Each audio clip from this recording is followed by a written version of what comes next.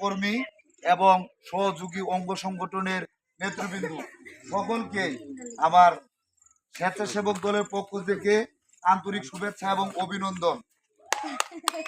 আমি শুরুতেই এখানে যেহেতু মহিলাদের সমাবেশ কিংবা সভা, মহিলাদের যে সুবিধাটা আমাদের দেশনায়ক জনাব তারেক রহমান ৩১ দফার মধ্যে বর্ণিত করেছেন, ফ্যামিলি কার্ড, এই যে আপনারা দেখতে পাচ্ছেন ফ্যামিলি কার্ড, আমাদের প্রিয় নেতা জননেতা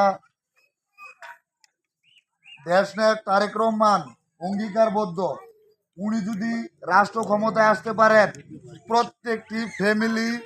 প্রত্যেকটি মহিলাকে একটি করে ফ্যামিলি কার্ড দিবেন। এই যে এটার আদলে হবে, আপনারা এই ফ্যামিলি কার্ড দিয়ে প্রতি মাসে 2 থেকে 2,500 টাকার বিভিন্ন নিত্য প্রয়োজনীয় দ্রব্য পাবেন।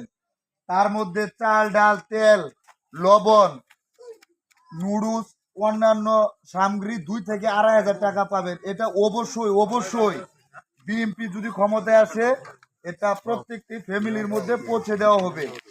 আর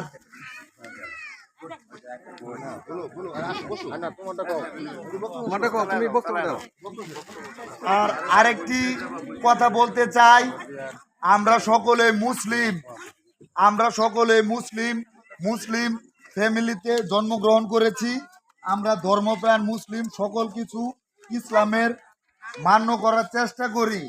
এখানে এক শ্রেণীর লোক আছে যারা জামাতি ইসলামী নামে, আমরা তো পুরুষ যারা আছি আমরা টেলিভিশনে কিংবা বিভিন্ন সভাস্থলে তাদের অপকর্ম সম্পর্কে জ্ঞাত আছি, কিন্তু মহিলাদেরকে বিশেষ করে বলতে চাই, একদল মহিলা টিম আছে যারা হলো এই বাড়িতে গিয়ে ধর্মের দোহাই দিয়ে তারা হলো মুনাফিকি করছে। কিরকম মুনাফিকি?